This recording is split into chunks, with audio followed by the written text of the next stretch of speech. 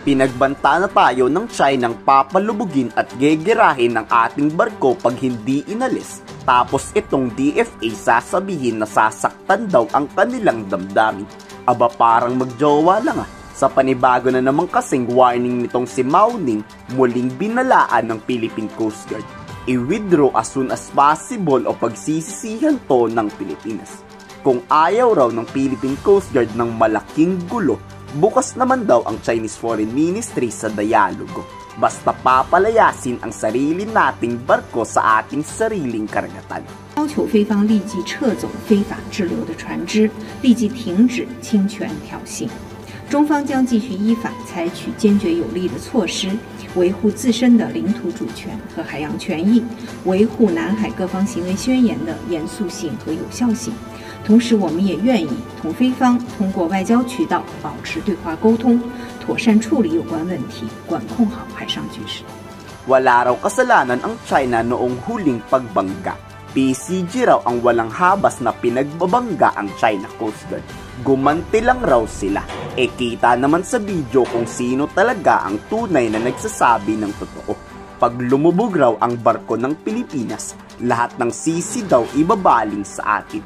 Wala raw kasalanan doon ang mga inchik. 局势升温的根源在于菲律宾派海警船在仙宾礁的西湖长时间滞留，并企图永久侵占。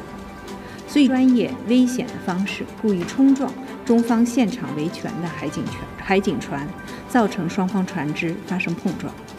中方依法采取必要的应对措施，正当合法，无可非议。Let me finish. Gegerahin na nga tayo ng China tapos itong DFA nagpahatid pa ng di daw sila natutuwa. Nasaktan daw ang damdamin ng Department of Foreign Affairs. Patawa nababahala raw si Secretary Manalo na baka tumaas pa ang tensyon. Hindi pa ba halata ng DFA na sobrang mainit na talaga? Bobombahin na nga tayo ng China, di pa ata alam nitong Foreign Affairs. Well, we have made the necessary approaches to China in terms of contacting them through various means to express our complaint and displeasure at this what happened. And not only that, our concern about raising tensions over what was basically just innocent movement by Philippine vessels. Naghain na nga ang DFA ng paulit-ulit na diplomatic protest, pero pinag-aaralan na din ang pagpa-file pa ng arbitration case.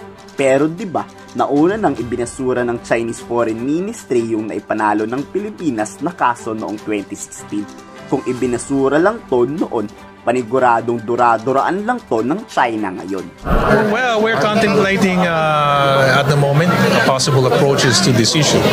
And I think siguro in the coming days or weeks you'll probably have a better picture of where we're headed on this. But certainly it doesn't help the situation. Dismayado na ang mga Pilipino dito. Ano kaya ang plano ng PCG at DFA? At ipawasak ang lahat ng barko ng Philippine Coast Guard? Ano sa palagay niyo? Komento sa baba ang salo.